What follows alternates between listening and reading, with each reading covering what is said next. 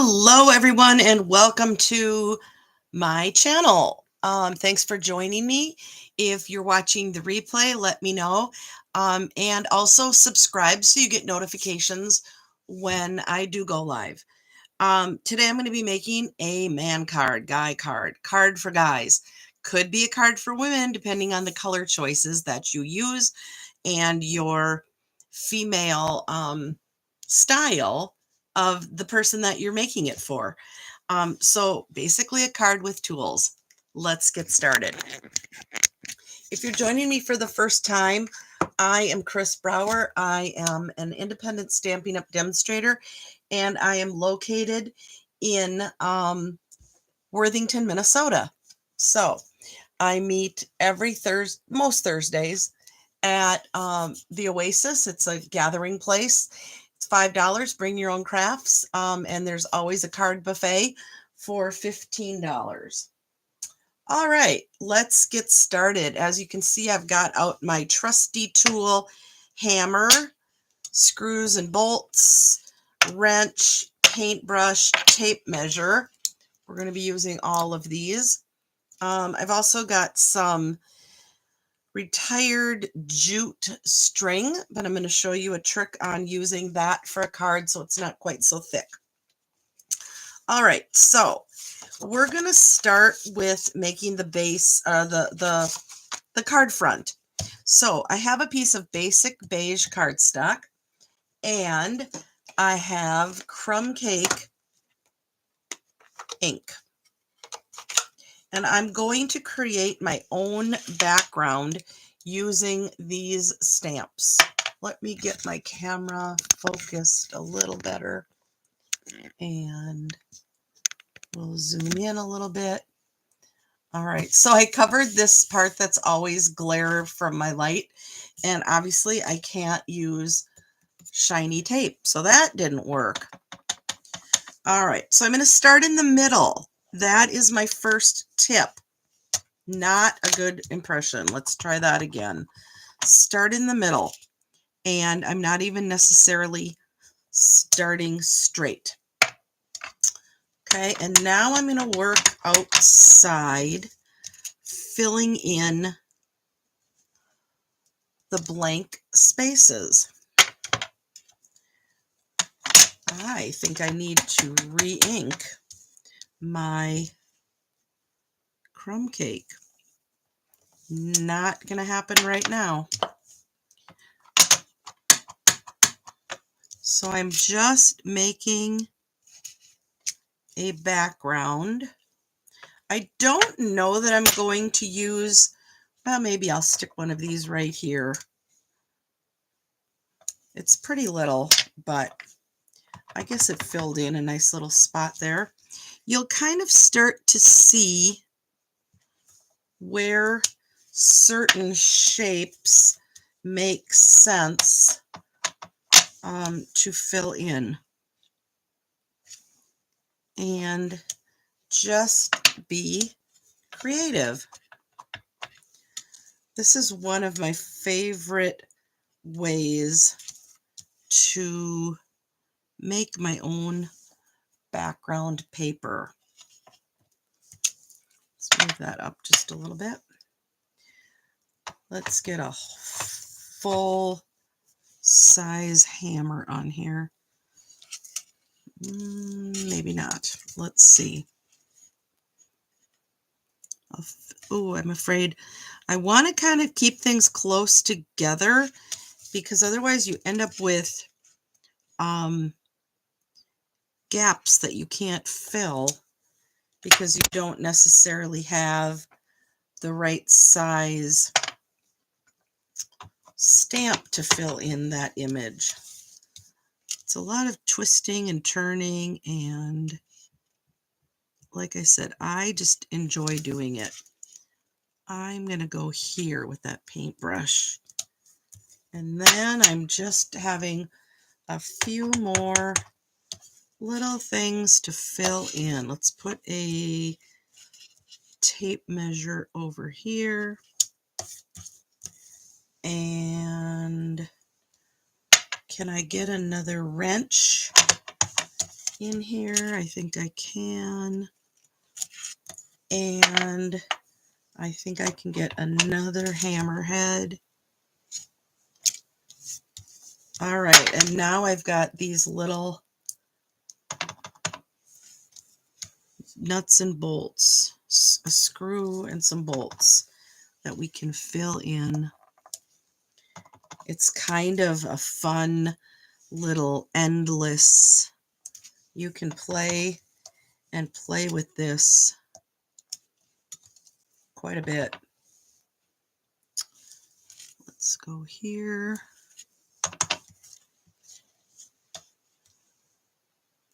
I feel like all of my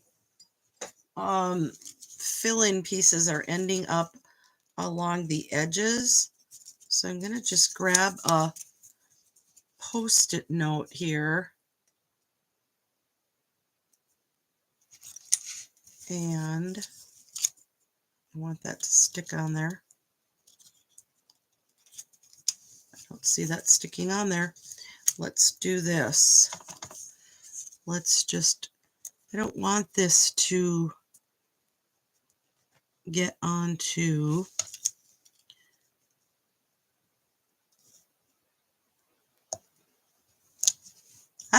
good job. I just want a few more on the insides. I feel bad that I didn't use this sooner, because now I think it looks kind of funny. Let's see if we can get one in here. There we go. And can I get one in here? You know, when the inventor of Post-it note invented these, I'm sure he did not realize how much stampers would use his product, huh? Let's put one more in here. There. Now it doesn't look quite so much like they're all around the outside. All right, now I'm going to set that aside, but I'm also going to, as long as I have this out and all of the stamps are out, I'm going to go ahead and do the inside. So I'm going to put a paintbrush on the inside, maybe some of these little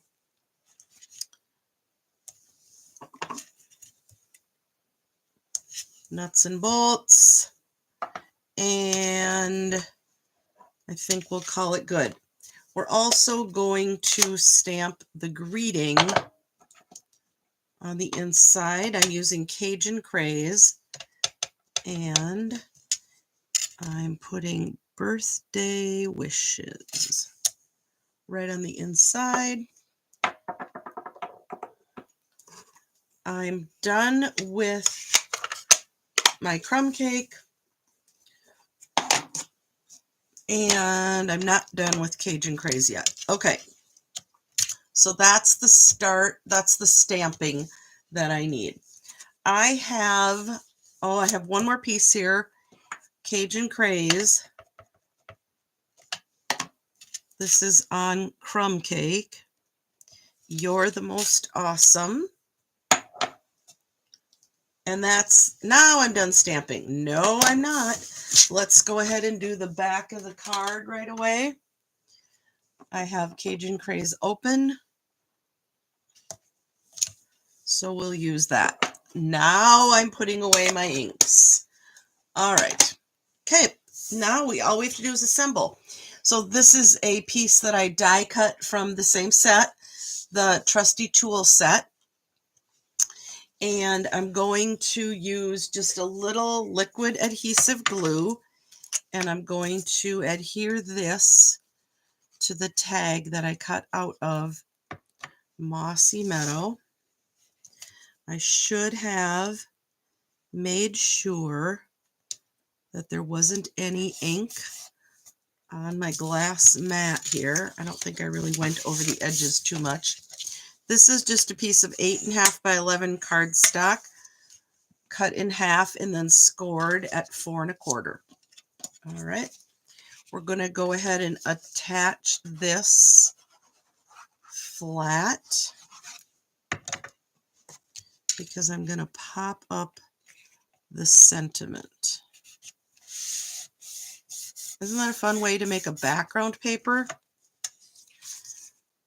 We'll go ahead and glue the inside in. You'll see that you don't need a lot of glue. I always say to people, the paper is really not going anywhere. You know, it's not like people are going to be playing a game or anything with this card. It's just going to hopefully sit on a mantle. All right, so I'm going to attach some of this jute. So first I'm putting a piece of tear tape on the back, double-sided tape. Okay, so this is, in my opinion, a bit thick for mailing. And so I'm going to take this and I'm actually going to unravel it so it's not so thick. I'm still going to use it. Oops. I think I'm going to use it in its entirety. You'll see it comes apart pretty easily. But now it's not so thick for the mail. Okay, so now I'm going to adhere that on the back, and then I'm just going to loop-de-loop, all in kind of a random pattern. No right or wrong here. Check it out every now and then if you're not sure. It might be more than I needed, but I can always trim some of it off. All right, we're going to wait a second on that. Using the ends of my dimensionals, there's nothing wrong with these. I'm going to stick them right over. This is also going to help keep all that stringy stuff in place. Let me find another one that has some edges on it.